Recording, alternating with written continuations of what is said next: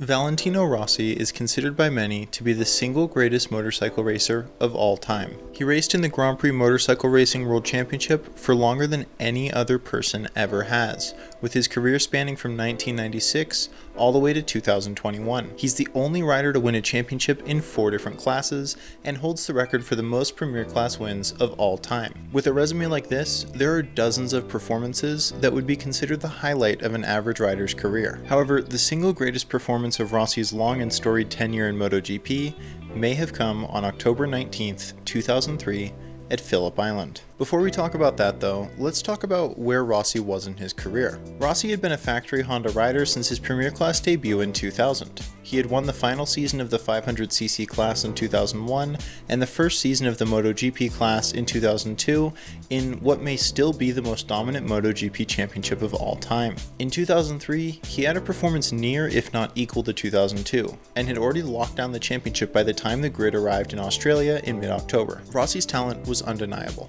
Already a 5-time world champion across 4 different classes. However, there were still some who doubted his MotoGP success.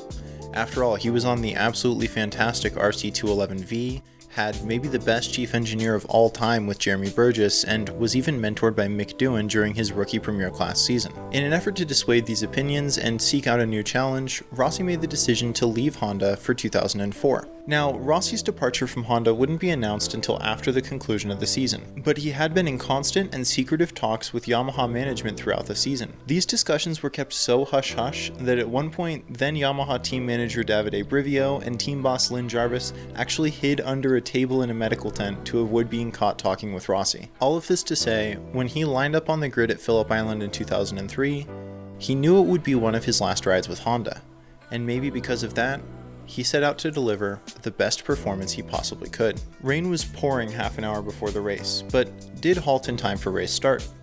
It was to be a dry race, but spare bikes were prepared and riders were ready for a race in the dry. Rossi himself was starting from pole position for the 8th time that year, ready to battle with Loris Capirossi, Sete Gibernau, Marco Melandri, Max Biaggi, and hometown hero Troy Bayliss. Rossi wouldn't get a great start, falling from pole position to 6th halfway through the first lap. Over the next 2 laps, Rossi would battle with his teammate, a rookie Nicky Hayden, for 5th place. Both riders would pass Capirossi to start lap 3, where the most important moment of the race would occur. The top 6 were only separated by 0.8 of a second at this point, and as they got onto the brakes and fanned out, heading into what we know today as Miller Corner, Troy Bayliss would suffer a truly harrowing crash. Bayliss appeared unconscious as he toppled from his Ducati into the wet grass, and this shook up the standings up front. Rossi, Hayden, and reigning 250cc champion Marco Melandri would duke it out for the lead at the start of the next lap, with Hayden leading into turn 4 as Rossi took the inside line that allowed him to pass Melandri, crucially still under a yellow flag due to Bayliss's crash. Later on, in a classic turn 10 move, Rossi would take the lead from his teammate Hayden and would immediately begin to build a gap. At this point, Bayliss was removed from the circuit as riders rounded the track again, waving to his home crowd as he was carried away. Meanwhile, Rossi was unbothered by the scrap for podium positions behind him, building a comfortable lead ahead of a large group fighting for second behind him. He would go on to set a new lap record around the circuit, stretching his gap to over 3 seconds, although on lap 11, he would be met with an unforeseen complication. As he blitzed down the straight, his pitboard read less 10. He would later go on to say that he had no idea what this meant, but he would put it together the next time he came around, and his pitboard now read P8, despite him having a massive lead on the road. When he overtook Marco Melandri on lap 4, he had done so under a yellow flag, and he had been given a 10-second time penalty. An absolute race killer. Despite being ahead on the track, he was now 7 seconds behind the race leader. This was not the first time this had happened. In fact, at the British round that year, he had received the same penalty for the same reason, and it had turned a race win into a 3rd place, tied for his worst result that year. This was too much for Rossi to handle. 2 victories lost to the same penalty in 1 year? That was unacceptable in his eyes, and he resolved to open up the throttle and try and just beat the rest of the field by more than 10 seconds. But, come on, is that really possible? Overcoming a 10-second penalty in the middle of the race? Well, with 16 laps to go in Phillip Island, Rossi was going to try. To put this in perspective, winning a race in the dry by 10 seconds has only been done in MotoGP up until today 13 times.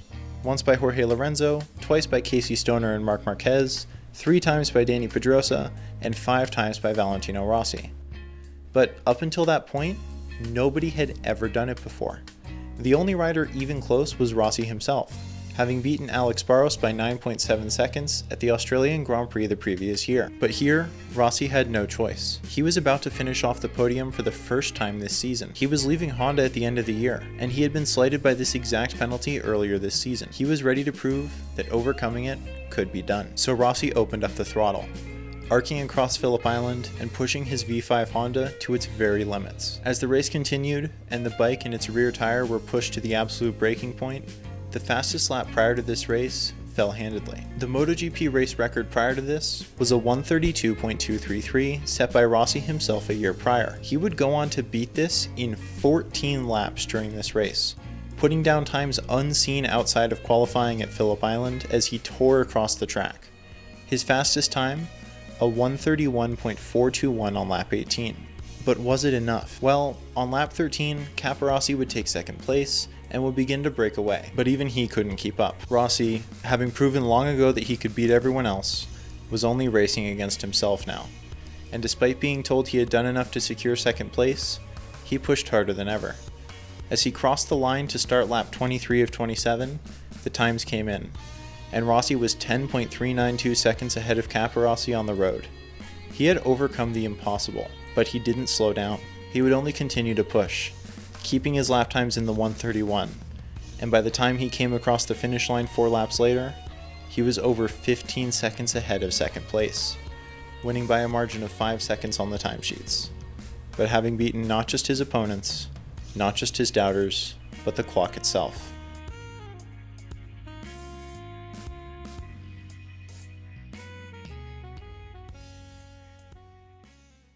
Thank you very much for watching. If you're enjoying the content, please drop a like and subscribe to the channel if you want to stick around.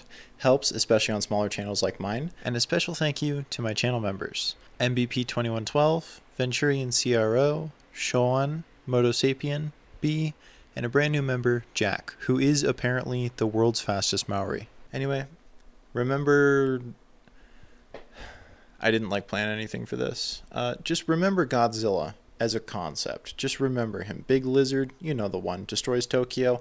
Remember him, and have a fantastic day.